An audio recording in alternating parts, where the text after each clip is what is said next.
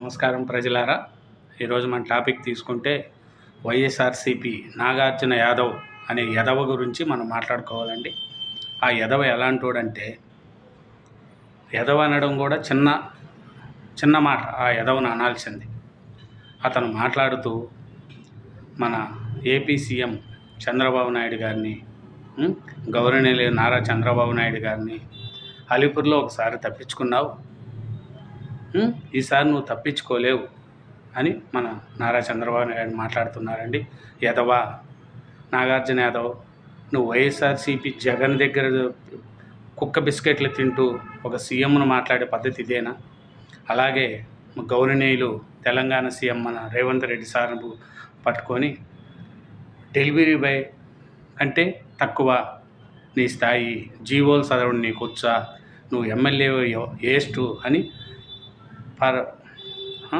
Single వాక్యంతో మాట్లాడుతున్నాడండి రేవంత్ రెడ్డి గారిని. మరి యదవ, రేవంత్ రెడ్డి గారి స్థాయి నీకు తెలుసారా? నువ్వు ఆయన బూట్లు నాకడానికి పనికిరావురా నువ్వు. దట్ ఈజ్ రేవంత్ రెడ్డి గారు. ఎన్నో ఎదిగి పైకి వచ్చిన వ్యక్తి అండి రేవంత్ రెడ్డి గారు. ఒక ఇద్దరు సీఎంలను పట్టుకొని నువ్వు మాట్లాడే పద్ధతి ఏంది? యాదవ్, నాగార్జున యాదవ్ చెప్పు. కుక్క బిస్కెట్లు తినేకంటే తిను, లేదంటే జగన్ ఇంట్లో పాలేరుగా పనిచేసుకో, బాధ లేదు. కానీ సీఎంలను నోటుకొచ్చినట్టు మాట్లాడితే, నీ సాక్షి ఛానల్, సాక్షి టీవీ, సాక్షి పత్రిక ఉందని మాట్లాడితే ప్రజలు ఊరుకోరు, చిత్తగొట్టుడు కొడతారు నిన్ను. జొమాటోలను కేలం చేస్తావా? వాళ్ళు కష్టపడి బతుకుతున్నారు, కష్టపడి జాబ్ చేసుకొని బతుకుతున్నారు. నీ లెక్క అక్కరంగా సొమ్ము సంపాదించుకొని దోచుకొని పేద ప్రజలు సొమ్ము కొట్టి తినలేదు. నువ్వు తినే సొమ్మల్లా పేదోడు సొమ్ము, పేదోళ్ళు పన్నులు కట్టిన సొమ్మును నువ్వు నీ జగను దోసుకొని తింటున్నారు. కానీ జొమాటోళ్ళు, డెలివరీ బాయ్ల గురించి చిన్నతనంగా మాట్లాడుతున్నావు. వాళ్ళు కష్టపడి చెమట ఓడ్చి సంపాదించుకుంటున్నారు. వాళ్ళని చిన్నతనం చూసి మాట్లాడతావా నాగార్జున యాదవ్? నీ స్థాయి ఎంత, నువ్వెంత? సీఎంలను పట్టుకొని ఇదేనా మాట్లాడేది నువ్వు? ఇదేనా నీకు సంస్కారం? ఇదేనా మీ పార్టీలో నీకు నేర్పించింది? యాదవా, ఇదేనా నీకు నేర్పించింది?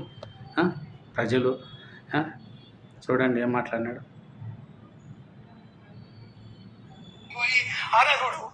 వాడి స్థాయి ఏంది, వాడి క్యారెక్టర్ ఏంది, వాడికి జీవో చదవడం వచ్చా? ఆ జొమాటో బాయ్కి జీవో చదవడం వచ్చా? జీవో ఎంఎస్ మిస్లీనియస్ అంటే ఏందో తెలుసా? ఆ జొమాటో బాయ్కి జీవో రొటీన్ అనేది తెలుసా? భారతదేశంలో ఉన్నటువంటి అత్యంత దారుణమైనటువంటి సంఘటనలో ఆ జొమాటో బాయ్ అనేవాడు ముఖ్యమంత్రి అయ్యాడు, కానీ లేకపోతే ఆ డెలివరీ బాయ్ ముఖ్యమంత్రి. ఆ డెలివరీ బాయ్ అప్పుడు ఎందుకు వెళ్ళిపోయేటువంటి డెలివరీ బాయ్ వచ్చి ఎవడో డెలివరీ బాయ్ ఉభయ తెలుగు రాష్ట్రాల్లో తెలుసండి. డెలివరీ బాయ్ వచ్చి వ్యక్తిగతంగా మాట్లాడొద్దు, విధానపరంగా ఆయన కుటుంబం గురించి మాట్లాడానా? ఆయన గురించి మరి ఆయన విధానపరంగా మాట్లాడే అవసరం ఏముంది?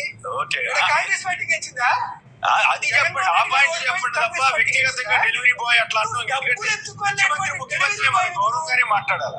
జొమాటో డెలివరీ బాయ్ కంటే తప్పు అట్లా డెలివరీ బాయ్ ని సార్ నా తప్పుని నేను వినవించుకుంటున్నా. నిజంగా నేను జొమాటో, స్విగ్గీ డెలివరీ బాయ్ ని ఏమన్నా రేవంత్ రెడ్డితో కంపేర్ చేసి డెలివరీ బాయ్ స్థాయిని తగ్గించి ఉంటే నిజంగా జొమాటో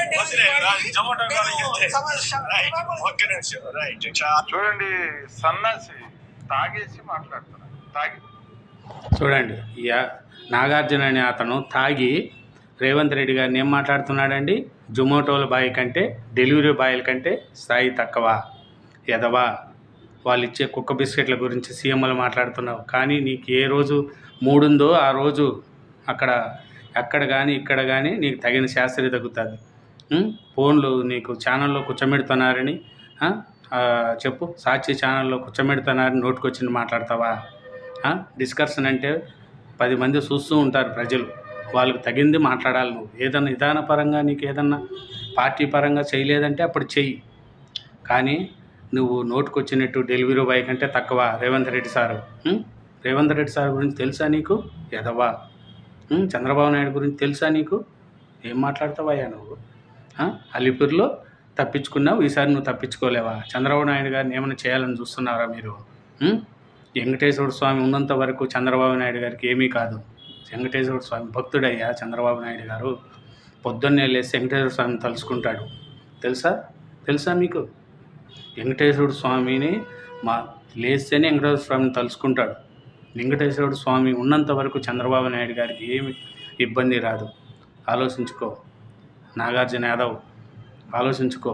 పేరు కోసం ఉత్తర కోటలు దాటద్దు. ఎందుకంటే నీ జీవితం చాలా కష్టాలు పాడవుతావు.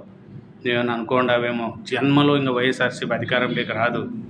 నెక్స్ట్ ఆంధ్రప్రదేశ్లో ప్రతిపక్షం లేకొస్తే ఇన్ని ఓట్లు పడితే కాంగ్రెస్కు శర్మిలారెడ్డికి ఓట్లు పడతాయి.